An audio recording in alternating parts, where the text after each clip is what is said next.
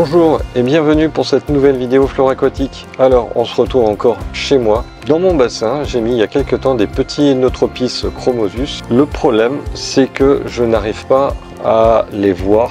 J'aimerais bien en fait en parler et vous les montrer. J'ai un petit peu cogité, j'ai cherché un petit peu sur le net un moyen de pouvoir vous les montrer sans avoir à les sortir de l'eau. Et en fait, je suis tombé sur un petit truc assez marrant. Vous avez certainement vu déjà des vidéos sur internet. Alors, je sais pas si ça va être vraiment efficace pour vous montrer ces poissons-là. Par contre, le bricolage, le bidouillage est assez marrant. En fait, ça consiste tout simplement à prendre un petit aquarium et à le poser un petit peu sous la surface de l'eau, à le remplir d'eau évidemment. Et puis on laisse les poissons évoluer, ils arrivent à monter dedans en fait. J'ai pas mal cogité sur la manière de mettre la chose en œuvre, donc je vais vous montrer ça. Et puis on va voir si les poissons arrivent à monter après là-dedans.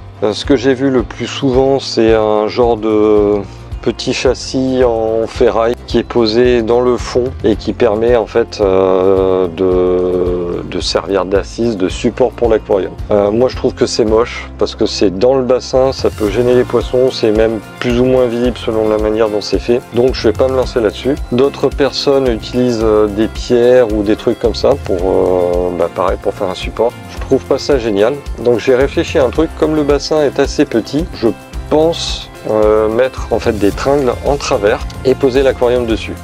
Par contre, la difficulté, ça va être de tordre cette ferraille et surtout de la tordre proprement. Je vais faire un essai. Si ça va pas, j'irai chez un collègue qui a le matériel qu'il faut.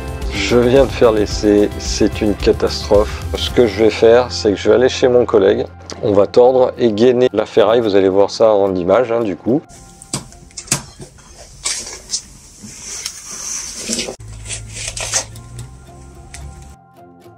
Bien, nous voici de retour. On a donc donné forme à nos barres de fer. Voilà, ça n'a pas été très difficile en fait. Donc on a bien coudé, on a mis de la gaine thermo, c'est assez propre, ça devrait être suffisant pour protéger nos barres de la rouille et puis poser l'aquarium sans risque.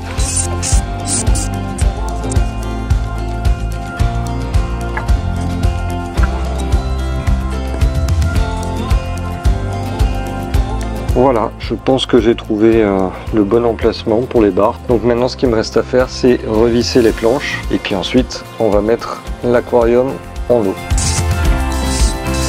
Alors, pour mettre l'aquarium en eau, vous allez voir, c'est vraiment très simple. Il suffit simplement d'immerger l'aquarium dans l'eau du bassin, de le mettre dans cette position, de le lever progressivement jusqu'à le poser sur les deux tringles qu'on a mis en travers.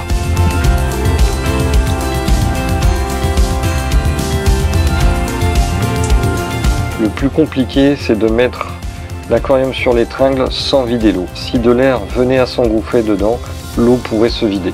Donc ils ont l'air déjà de bien aimer ce petit truc. Alors ce qu'il faut et ce qui est important, c'est de calculer votre hauteur d'eau du bassin.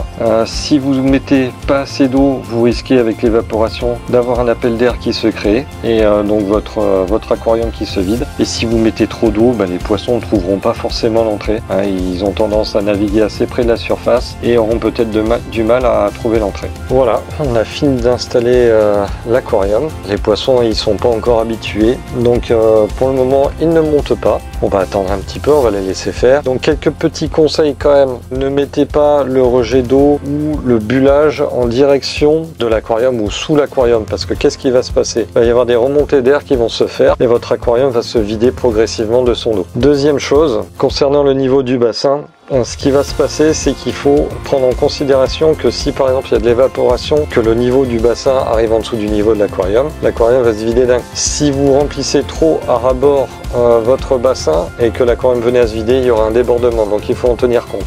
Donc il faut que le niveau de votre bassin soit quand même un petit peu en dessous au cas où l'aquarium venait à se vider, soit parce que vous le manipulez, soit parce que voilà. Après il y aura un petit peu d'entretien parce que votre aquarium étant soumis aux rayons du soleil, il va rapidement se salir. Donc régulièrement vous allez être obligé de démonter votre installation pour nettoyer l'aquarium pour continuer à voir au travers. Ce sont des petits inconvénients par rapport à l'effet qui est dégagé. C'est pas très grave, on peut le faire, mais voilà, ça fait partie des choses. On va attendre un petit peu que les poissons s'habituent à voir l'aquarium comme ça. Ce qu'on va faire, c'est on va mettre des granulés flottants que je vais passer par en dessous de l'aquarium qui vont remonter vers la surface et inciter les poissons donc à monter dans la colonne d'eau. Je vous donne rendez-vous tous les mercredis et les dimanches soirs à partir de 18 h pour de nouvelles vidéos.